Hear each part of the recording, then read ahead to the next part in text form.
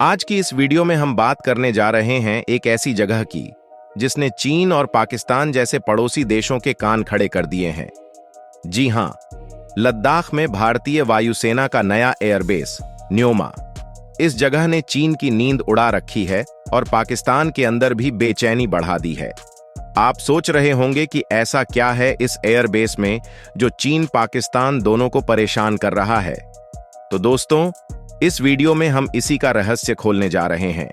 और हां, अगर आपको गर्व महसूस हो रहा है हमारे देश की ताकत और सुरक्षा के इस बड़े कदम पर, तो इस वीडियो को लाइक जरूर कर दीजिए। दोस्तों, ये न्योमा एयरबेस लद्दाख के ऊंचे पहाड़ों पर बना है और इसका एकमात्र उद्देश्य है भारत की सीमाओं की हिफाजत को और भी मजबूत करना। LAC यानी कि लाइन ऑफ एक्चुअल कंट्रोल के बेहद करीब स्थित यह एयरबेस अब किसी भी प्रकार के हमले का जवाब देने के लिए हमेशा तैयार है। ये एयरबेस इतना खास है कि चीन की सीमा महज 5-7 मिनट की दूरी पर है, यानी कि किसी भी मुसीबत के समय भारतीय वायुसेना फाइटर जेट्स को आसानी से चीन की सीमा तक पहुंचा सकती है। भारत ने न्योमा एयरबेस को एक बहुत ही उन्नत लैंडिंग ग्राउंड में तब्दील कर दिया है। अब इसमें बड़े बड़े फाइटर जेट्स जैसे राफेल और सुखोई आसानी से लैंड कर सकते हैं। यह बात चीन को बेहद परेशान कर रही है, क्योंकि यह हमारे देश के लिए एक बेहद मजबूत सुरक्षा कवच का काम करेगा। अब चीन को हर वक्त इस पर निगाह रखनी होगी, क्योंकि भारत ने इसे इस तरह से अपग्रेड किया है कि किसी भी समय इस पर ऑपरेशन शुरू हो सकता है। दोस्तों, अगर हम इतिहास की ओर नजर डालें तो न्योमा एयरबेस को पहली बार साल 1962 में भारत चीन युद्ध के दौरान बनाया गया था। हालांकि उस वक्त इस पर कुछ खास काम नहीं हुआ। फिर 2009 में इसे दोबारा सक्रिय किया गया और आज यह भारत की सैन्य शक्ति को बढ़ाने वाला एक महत्वपूर्ण हिस्सा बन चुका है। और तो और, इस पर अब एक बड़ा रनवे तैयार किया गया है जो पूरी तरह से कंक्रीट से बना है और हर प्रकार की फाइटर ऑन ऑपरेशन के लिए हमेशा तैयार रहता है। दोस्तों, जब 2020 में भारत और चीन के बीच सीमा पर विवाद हुआ था, उस समय न्योमा एयरबेस ने भारतीय सेना के लिए काफी सहूलियतें दी थीं।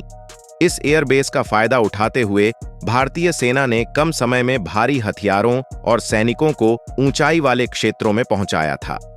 भारतीय वायुसेना के चिनूक और C-130J जैसे हैवी लिफ्ट एयरक्राफ्ट्स ने इस एयरबेस से उड़ान भरी थी और लद्दाख के ऊंचे ऊंचे पहाड़ों तक सामग्री पहुंचाई थी। इससे भारतीय सेना को हर पल चीन की हरकतों पर नजर रखने में मदद मिली। अब आपको यह भी बता दें कि लद्दाख क्षेत्र में न्योमा के अलावा दौलत बेग ओल्डी और फुक्चे जैसे और भी 2 महत्वपूर्ण एयरबेस हैं।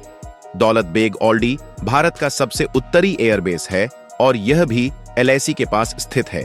इसकी लोकेशन इतनी खास है कि भारतीय सेना ने इसे एक बार फिर से सक्रिय किया और अब यहां से भी फाइटर ऑपरेशंस शुरू हो चुके हैं। इसी तरह फुक्चे एयरबेस को भी और बेहतर बनाया जा रहा है, जिससे हमारी सैन्य क्षमता को और बढ़ाया जा सके। चीन और भारत के बीच की सीमा इतनी ऊंची पहाड़ियों से घिरी हुई है कि यहां किसी स्थायी एयरबेस का निर्माण करना बहुत ही मुश्किल है। इसलिए भारतीय सेना ने यहां पर कई एडवांस्ड लैंडिंग ग्राउंड बनाए हैं। इन लैंडिंग ग्राउंड्स की खासियत यह है कि यहां पर एयरक्राफ्ट्स ऊबड़-खाबड़ सतह पर भी आसानी से लैंड कर सकते हैं। इसी वजह से भारत ने इन सभी बेसों को तेजी से अपग्रेड करना शुरू कर दिया है, ताकि भविष्य में किसी भी स्थिति का सामना कर सकें। अब तो बात यहां तक पहुंच चुकी है कि न्योमा का रनवे किसी भी प्रकार के मौसम और समय में ऑन परेड किया जा सकता है। इसे इस तरह से तैयार किया गया है कि दिन हो या रात, हर परिस्थिति में यह एयरबेस फाइटर जेट्स की उड़ानों के लिए सक्षम है। इतनी ऊंचाई पर इस तरह के एयरबेस का निर्माण भारतीय सैन्य शक्ति को एक नई दिशा देने जैसा है। तो दोस्तों, ये थी हमारी आज की कहानी।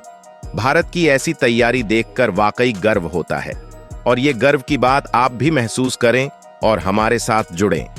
वीडियो को लाइक और शेयर करना न भूलें और अगर आप हमारे चैनल पर नए हैं तो सब्सक्राइब भी जरूर करें, ताकि आपको ऐसी ही रोमांचक खबरें और जानकारी मिलती रहें।